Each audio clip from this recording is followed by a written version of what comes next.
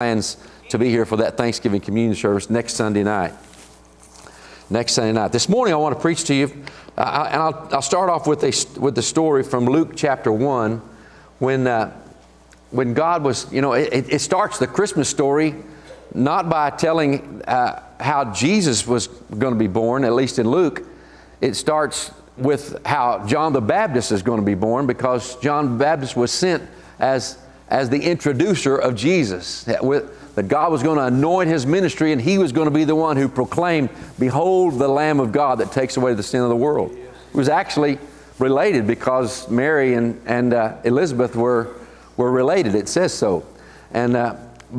So here's the story that starts to unfold in the first chapter of Luke.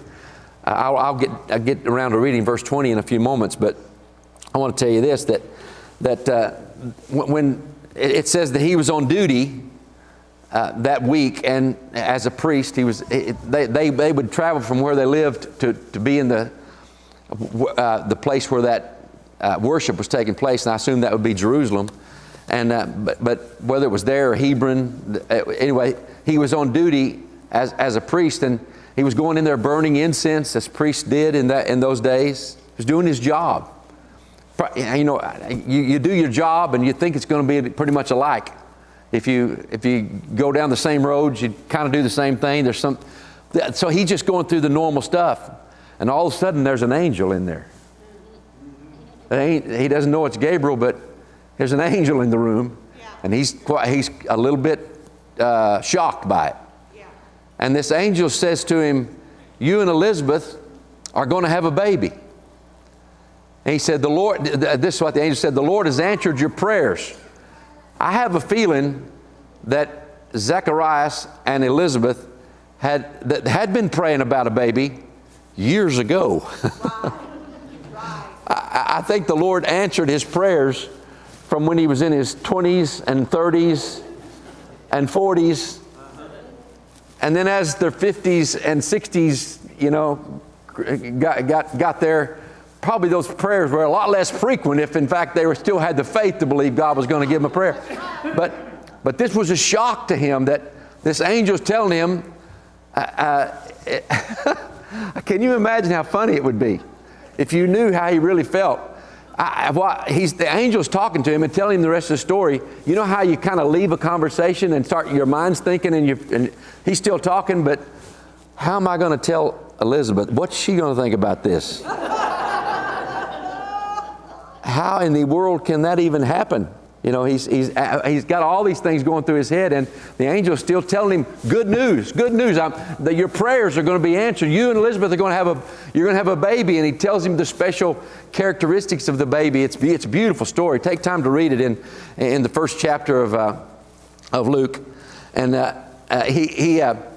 but here's the point, that when the angel quits talking, this is what comes out of Zacharias' mouth. He says, "How will I know that this is really going to happen?"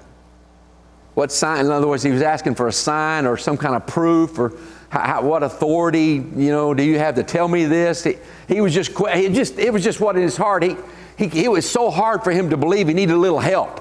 That's what he was saying, in his defense. I can imagine that, but how shall I know this? And this is how the angel answered him, and it was extremely stern. Wow. He said, "I am Gabriel.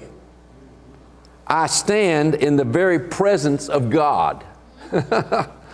So he's just explaining to it was the proof you have is you just had an angel in the room that told you.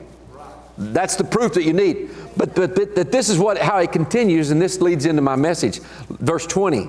And the angel Gabriel, he spoke these words, "But behold, you will be mute and not able to speak until the days of these things take place, because you did not believe in my words, which will be fulfilled in their own time." In other words, the angel didn't decide, okay, it's not going to happen to you because you were living in unbelief. The angel was kind of saying, believe it or not, it's going to happen. It's going to happen. And because you didn't believe me that it was going to happen, you're not going to be able to go home and tell Mary about it at all. Unless you write it down. Can you imagine him going home and try to tell him?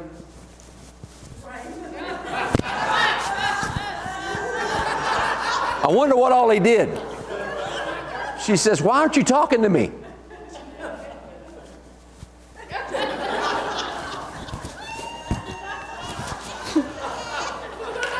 She says, sure.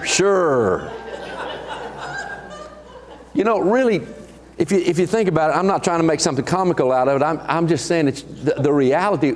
They were people just like us. Yeah, that's right. And he really had a problem that day that overcame him, that really caused an interruption in what this story could have been. And that little thing, that little something was just unbelief. Right. Can it ever be that God is so good it's hard to believe He's really that good? It's hard to believe that He really would forgive me and save me and want to touch my life and use me. Is it really true that God is so gracious that whatever my need is, I can take it to Him and I can touch the hem of His garment? Who am I to touch the hem of His garment? Do we also, like Him, have a problem sometimes with a little less believing than we should? Yeah. Maybe we believe, but do we have a problem with unbelief that creeps in with our believing and is mixed with our believing? We've got in the same package believing and unbelieving, and you know, it just depends on the thought which one's going to win. But God would have us to get to a place where our believing takes over in our minds. Yeah. Jesus said, lose your life for my sake and find it yet again. You're going to look and look for it, but until you lose your life for my sake, until you believe that I really have the best plan for your life, you're going to forfeit the best plan for your life. You're going to lose the opportunity to experience that finding it yet again until you have enough belief to say, Lord, I really believe. Here, I'll give you lordship of my life. I'll give you the right that your will and your plans, they're higher, they're better. And I want them. I choose them. Unbelief made Zacharias, it depends which translation you're reading, whether it says Zacharias or Zachariah, because one's the Greek word and the Greek pronunciation and the other's not. But unbelief made him do